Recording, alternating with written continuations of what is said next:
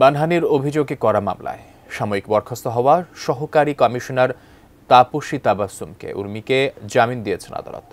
সকালে ঢাকার metropolitan magistrate Mohammad Imran আহমেদের আদালত শুনানি শেষে জামিন মঞ্জুর করেন।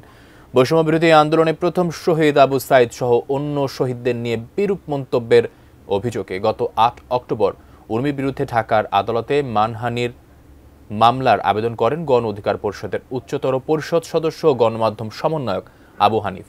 আদালত বাদীর জবানবন্দি রেকর্ড এবং পর্যালোচনা শেষে ২৮ নভেম্বর তাকে আদালতে হাজির হতে সমন জারি করেন। এর আগে ফেসবুকে অন্তর্বর্তী সরকার ও প্রধান উপদেষ্টার বক্তব্য নিয়ে বিতর্কিত মন্তব্য করায় গত ১৪ অক্টোবর তাপসী তাবাসসুম উর্মিকে দেশ ত্যাগে নিষেধাজ্ঞা দেয় সরকার।